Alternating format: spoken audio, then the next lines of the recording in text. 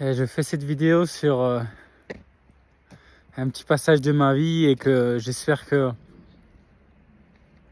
je vais amener les gens à ne pas prendre ce chemin, à faire des meilleurs choix. J'ai cette vidéo dans la nature, remplie de neige en marchant. C'est des choix sur la drogue, vente de drogue.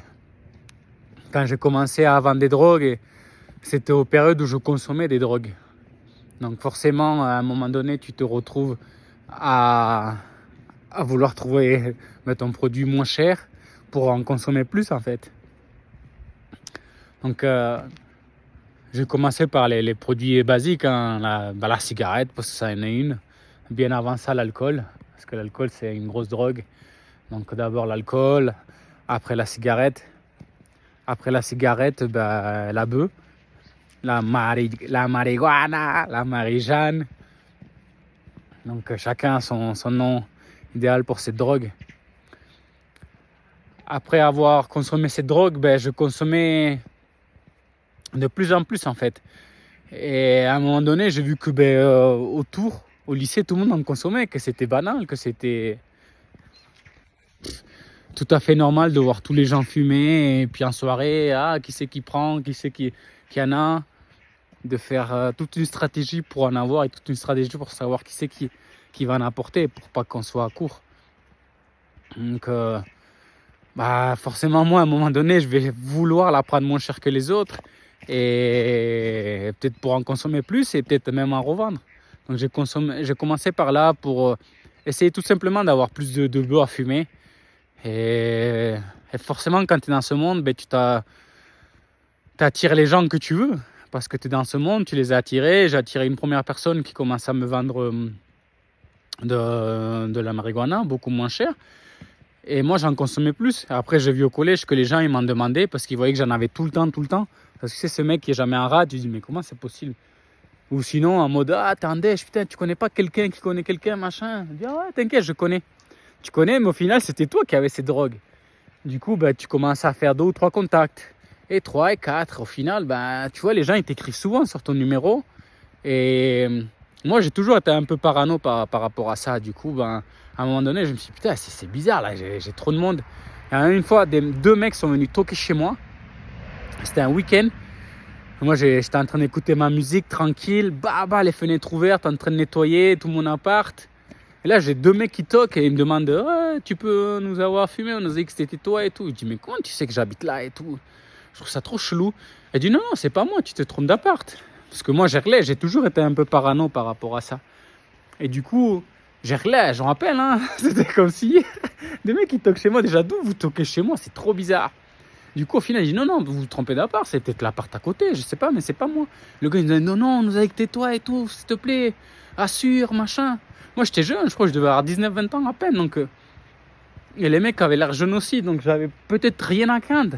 Mais moi, dans ma tête, j'étais parano. Donc j'allais pas me dire oui, vas-y, tiens, prends. Et puis ouvrir la porte à des gens qui allaient ouvrir un chemin. C'est-à-dire que quand ils étaient en dèche, ils allaient venir toquer chez moi.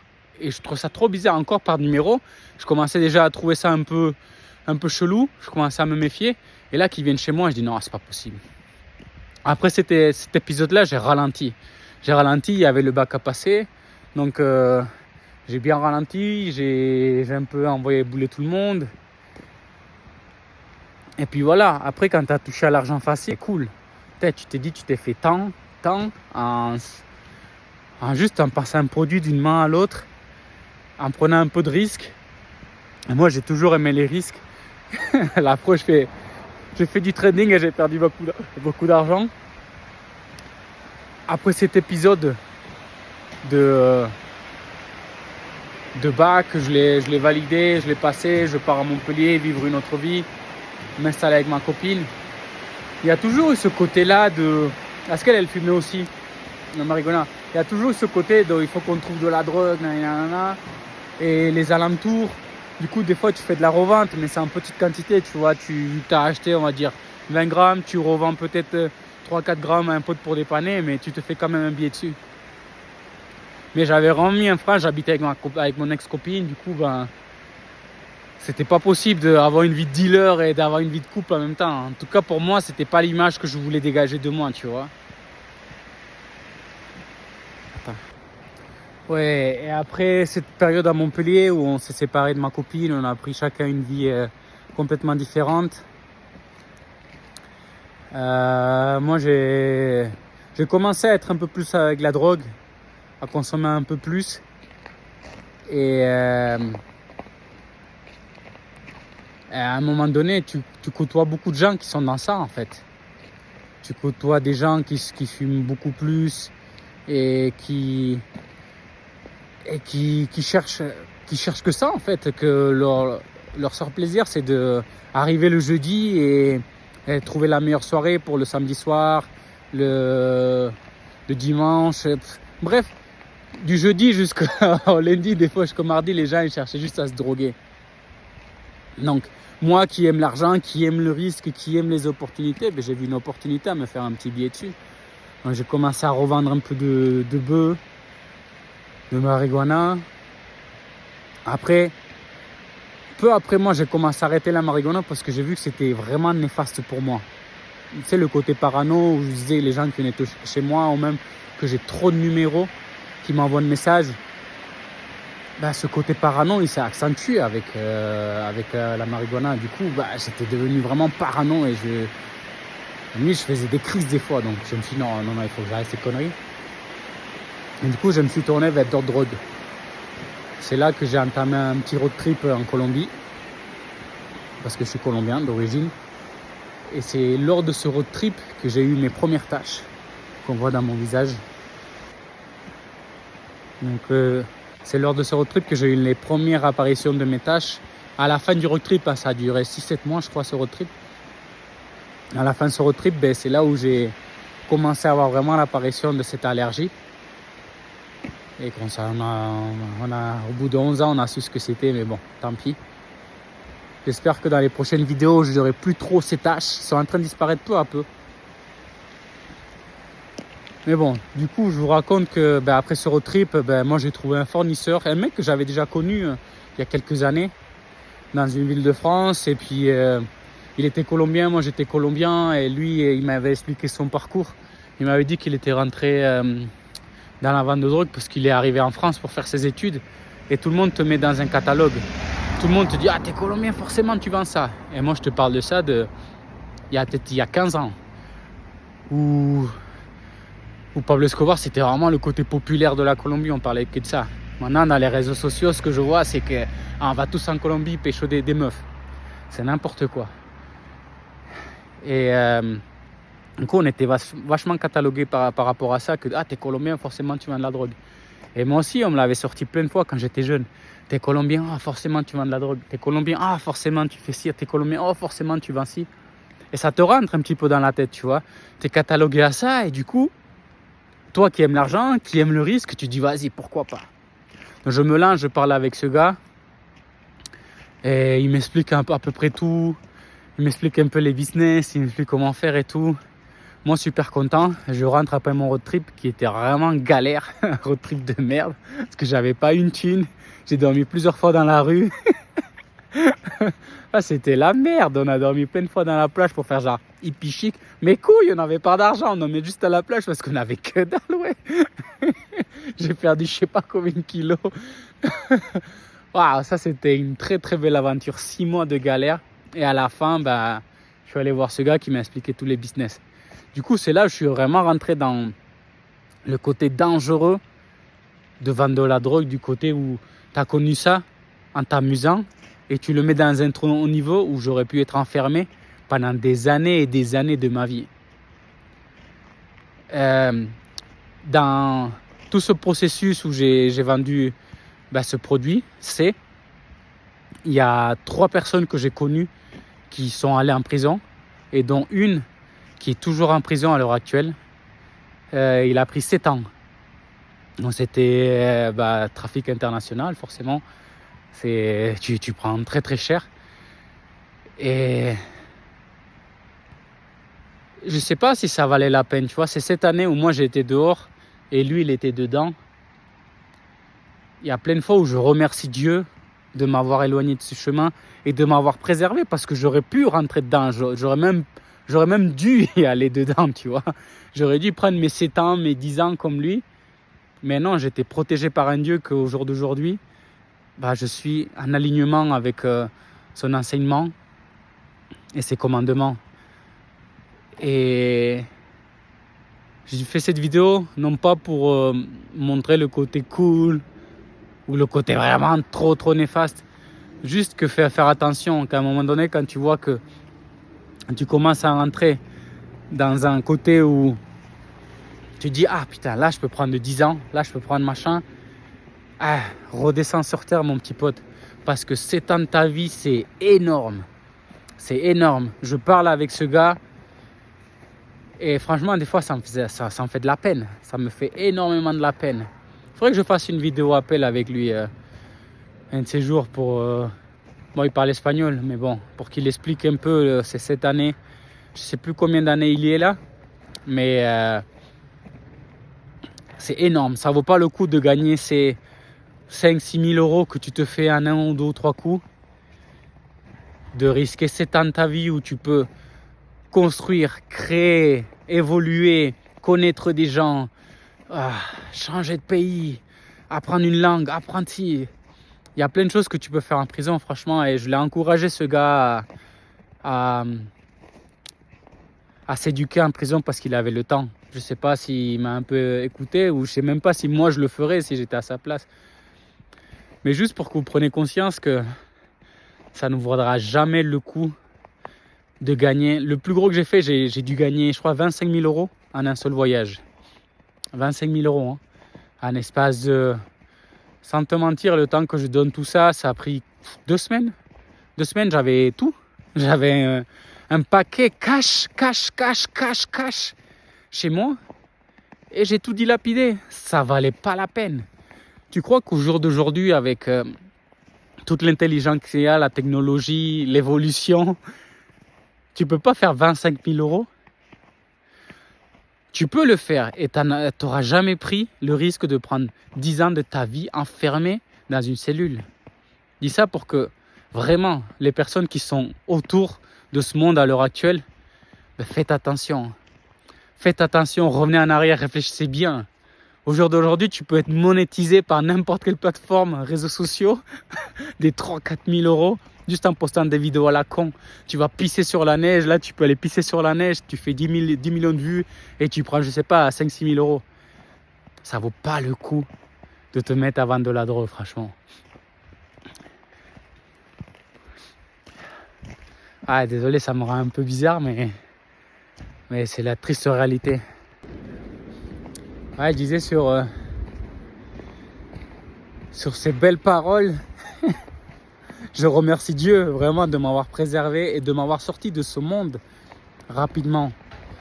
Parce que moi j'étais parano, c'est peut-être pour ça que je suis pas allé en prison, en case jail, mais c'est juste dingue.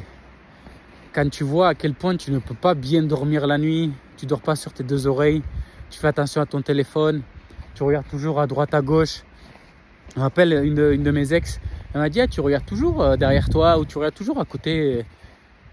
Moi en fait au final je ne m'en rendais pas compte, mais j'étais vraiment un putain de parano à la fin. Et pourtant j'étais pas dans une quantité stratosphérique, je sais pas comment on dit, mais je n'ai jamais été un grand dealer. Jamais été. Vraiment, c'était basique. C'était vraiment basique, mais dangereux. Le basique de dangereux. Parce que je voulais toujours prendre le moins cher possible et aller le revendre ailleurs. Donc forcément, c'était dangereux, mais je n'ai jamais gagné énormément d'argent. Par exemple, je ne me suis jamais acheté une grosse voiture. J'ai jamais fait tous ces trucs-là. Mais j'ai touché à un niveau où c'était très dangereux, où tu peux prendre des années de prison. Et ça ne vaut pas la tranquillité d'aujourd'hui. La tranquillité de... Simplement, des fois, moi, je me réveillais à 5h du matin, je croyais qu'ils allaient toquer dans ma porte, tu vois. Ils allaient toquer à ma porte. Il y a quelques années, il y a un ami, on était vraiment un peu bien collés là-dessus. Et j'ai vu un reportage où des gens, ils viennent te lever à 5h du matin. Et je lui envoie un message, je l'appelle, je dis, oh frérot, franchement, Dieu est grand, t'as vu comment on est au jour d'aujourd'hui, on n'a pas à s'inquiéter de ça. Et le gars, on dirait qu'il avait oublié, il a dit, mais s'inquiéter de quoi? De quoi t'as fait quelque chose de mal? Est-ce que t'as fait quelque chose de mal? Je sais pas si c'était parce qu'il voulait pas s'entendre qu'on a fait des trucs sur son téléphone, mais il m'avait fait délirer comme il était dans le déni. Moi, je suis conscient qu'au jour d'aujourd'hui, je suis hyper content, hyper gratifiant envers Dieu de ne pas m'avoir enfermé. Parce que je le méritais d'être enfermé. Parce que c'est des produits destructeurs. Je n'étais pas conscient. Je me suis laissé influencer, j'ai dû toucher peut-être pendant 6 mois cette merde. Parce que c'est une vraie merde. Et je n'appréciais pas forcément. Je peux pas dire à un moment, je dis, waouh, c'était génial. Non. Comme la bœuf, je fumais parce que tout le monde un peu le faisait. Et je suis un garçon très influençable au final. Et au final, j'ai vu que c'était pas pour moi. J'ai arrêté bien des années. Et ça, c'était pareil. D'où la vidéo que je fais aujourd'hui pour tous les gars qui ont été comme moi influençables et qui commencent à rentrer dans ce monde. Tout simplement pour l'attrait de l'argent ou parce que vous êtes entouré de tout ça. Ou parce que c'est votre quotidien de voir tout le monde qui fume et tu vous dis « Ah non, mais j'ai trouvé un plan. » Éloigne-toi de ça, frérot. Éloigne-toi. Franchement, ça ne vaut vraiment pas le coup. Le pire de ça, c'est que les 3 personnes qui sont allées en prison, il y en a qui sont entrées bêtement. Et toi aussi, tu vas te faire arrêter bêtement sur des conneries pas possibles. Et tu vas prendre des années de prison. Et tu vas être choqué. Tu vas choquer tout le monde. Tu vas être choqué de tes parents. Tu vas gâcher 15 années de ta vie, 5 années de ta vie. Je sais pas c'est quoi les lois en France, mais éloigne-toi de ça, frérot. Ça ne vaut pas le coup. Et c'est toujours au moment où tu commences à prendre confiance, tu commences à te laisser aller. Et bim, là tu te fais arrêter, ils viennent te soulever. Donc éloignez-vous de ça, les frères. C'est pour ça, il y a une bonne routine. Éloignez-vous des gens. Et franchement, quand tu as une bonne routine de t'entraîner tous les jours, de prendre soin de toi, de ne pas boire de l'alcool, d'arrêter toutes ces addictions, tu vas attirer des gens meilleurs dans ta vie. Et si tu es comme moi, tu es influençable, je préfère 1000 fois me faire influencer par des gens qui sont bons, qui ont réussi dans leur vie. Quand je dis de réussir, c'est-à-dire qu'ils se sentent mieux à l'intérieur d'eux-mêmes parce qu'ils font des choses bien, tu vois. Non pas réussi par le matériel ou par toute la possession qu'ils ont, non, qu'ils se sentent bien. C'est ça une personne qui a réussi pour moi. Donc voilà, c'était la petite vidéo. Ça fait bizarre de raconter ça, mais je dis pour si il y a une personne qui tombe sur cette vidéo et qui est dans la drogue et toutes ces conneries, arrête-toi. Arrête-toi, ça ne vaut pas la peine, franchement. Ah ouais, un truc que j'ai oublié de dire aussi dans ce monde. Ah, qu'est-ce que c'est beau là. Dans ce monde de drogue et dans ce monde caché.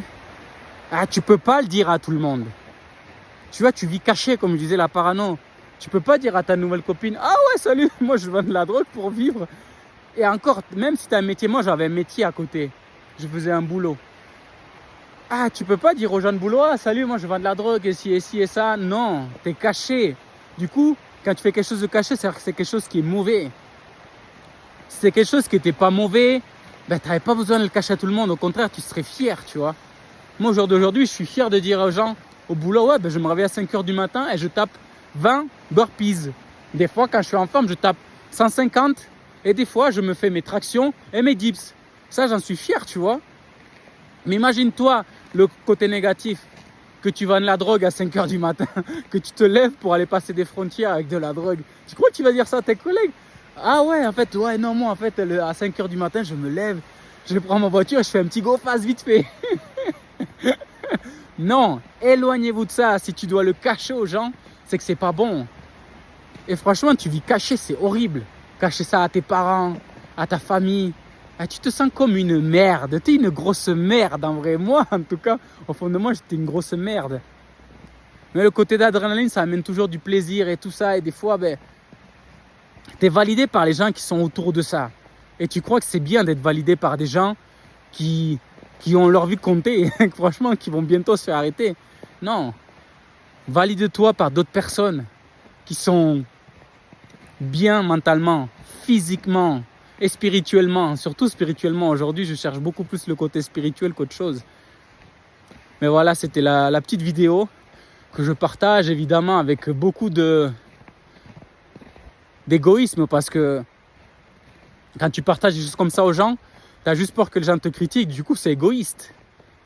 Il n'y a que ton ego qui parle. Cette vidéo, elle peut peut-être aider d'autres mecs qui commencent à rentrer dans la drogue et qui commencent un peu à trouver ça cool. Ah ouais, j'ai trouvé un 10, putain, je l'ai trouvé moins cher. Ah ouais, c'est un tel qui me l'a dit, machin. Non, c'est pas cool. Non. Et ce qui est cool, c'est que tu deviennes le putain de mec super, super puissant que tu dois devenir. Je sais pas, si tu fais de la course à pied, ben que tu sois le meilleur dans cette course à pied et entraîne-toi pour que tu le deviennes. Là, c'est cool. Ça, c'est vraiment cool. Donc voilà, malgré le côté où je sens que tu te sens à poil sur une vidéo, ben je préfère quand même laisser mon ego de côté et partager cette vidéo pour que des jeunes ou même les plus vieux, ils arrêtent ces conneries et ils se mettent vraiment à faire quelque chose de beaucoup plus valorisant que de vendre de la drogue ou d'en consommer.